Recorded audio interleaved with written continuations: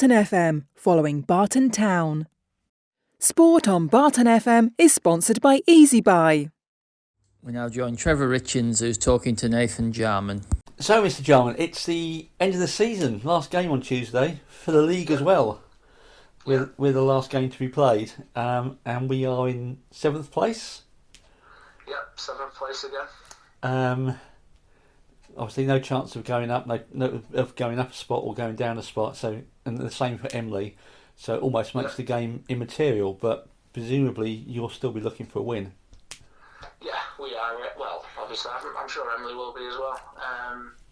But we're on the exact same points as we were last season, in the exact same position. So, although we can't go up, any in the league, we can finish with a better points per game than last season. So, any progress, however small, is good for us.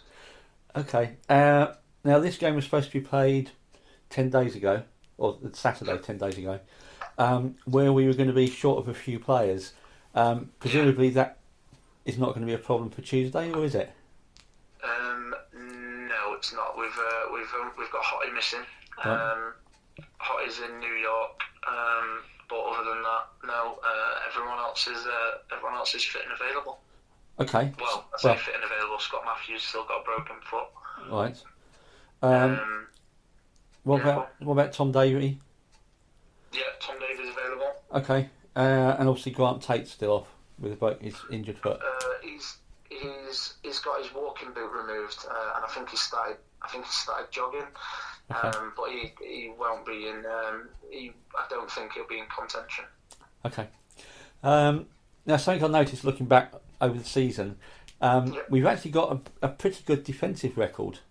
At home, only I think it's Winterton and North Fairby have got a better defensive record than us. Right. So, I mean, are you happy with the way we've played defensively? I always want more, Trevor. And that we set off really well.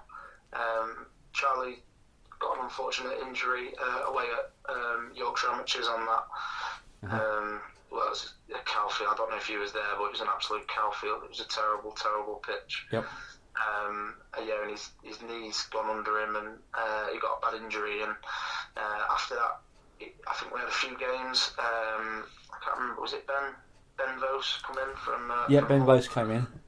And then Muzzy came in as well. And but in the meantime, we lost Taz, and Taz was massive for us.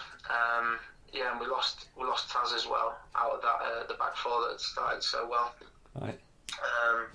So I attribute a lot of them early clean sheets to that, the first 10-15 games of the season, and I think in the following however many that we've had since, we could have done better. So I'll be looking to improve it even more. Because last season we had a spate where we had lots and lots of draws. That doesn't seem to have happened this season. So obviously we've got more wins and more losses. So I mean, are you thinking ahead already to next season as to where you need to strengthen things? Yeah, we've already spoken about it. We've been in contact with players and stuff about next season, and it's just the way it is now. I don't think there's any time off, and I appreciate now what my old managers were like when they were trying to tie me down, and when the season was coming to the end and they're trying to tie you down for next season, and you're saying, "Look, I just want to get to the summer and think about it." But there's no summer break for managers or for staff at a football club, because you're just always thinking about what's coming next. And we've got the game Tuesday, and then literally, I mean, I've been doing the itinerary for pre-season already, and then literally as soon as the game's finished, we're thinking about next season. Okay, and obviously you'll be looking to retain as many of the players as possible for next season. Obviously we've got a good group, yeah. Because obviously when they play well, they play really well.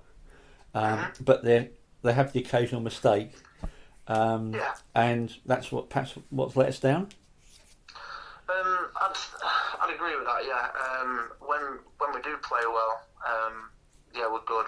But then when we've got a fully fit squad, even in the last few weeks, we've been absolute bare bones, and we've done really well. We've done well with the reserve lads. I mean, some of them we want with us full time next season. I'm not saying they're going to start or they're going to play the majority of games or anything, but if they're in and around and they're integrated with us, the likes of young Matty Clayton and Katie Phillips, even Kean's proved his worth. He dropped down back to the reserves, and then when he's been called upon, he's done a really good job. So I've been happy with Matt, and I've been happy with Katie, and I've been happy with Kean. So hopefully they'll join us next year and supplement the few that we bring in. It won't be wholesale changes because I don't like it. I don't like shipping everybody out and starting again. I don't think there's any need to. I just want to build on what we've got and look. I mean, next season there's obviously playoffs in our league as well, so it gives you a target to aim for. When perhaps this year and last year, when it's looking out of sight, I'm not saying you're down tools, but your eye goes off the ball a little bit. Yeah, and I suppose it's difficult to motivate the players sometimes if they know that there's nothing to aim for. Yeah, that's what I'm getting at. Yeah, it's because they look at the league table the same as probably not as often as I do, but they'll know where we are and they'll know what we can achieve and stuff. And again, we'll summarise this season, and it'll be little points in the season where you think, if we'd have held on there, or if we'd have got that goal, or if we hadn't conceded that goal, and it's all lifts and buts at the end of the season. I just want us to be more resilient.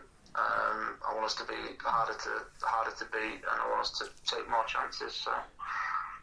And earlier in the season, we were playing pretty much the same squad, for starting 11 and on the bench. Does it make it difficult to bring players in, perhaps from the reserves, if they're not sure that they will actually get to game? Because obviously a player wants to play. He doesn't want to be sitting there on the bench. So I know what you're saying there. Are they going to come in, or are they going to want to come in if they're not? But for that, you say, well, you've got to be in and around it. You can't have it where they pick and choose and they play, and then they'll say, actually, I'd rather stay with the reserves, because then it's not a reserve team, is it? It's a separate entity under the same umbrella. A reserve team and a development team and an under-16s, under-18s, it all should feed into each other. And if we want them to be with us, they should be with us, and I think they will. Whether they like being on the bench or not, it doesn't matter. If they're good enough, like Katie showed against Goldcar last week, he was excellent, and his attitude's been first class. Every time I've asked him, he's just said, "Yeah, no problem, I'll be there." Yeah, he drove himself to Silsden. He finished work late that night and drove himself there, and that's the kind of attitude we're looking for. Yes, you want players that are committed. Yeah, definitely. Okay, thank you very much. For the latest Barton Town news and information, visit the club's website at www.bartontownfc.co.uk. For the latest Barton Town news and information, visit the club's website at www.bartontownfc.co.uk. That's it for this edition of Swans Talk. Thanks for listening.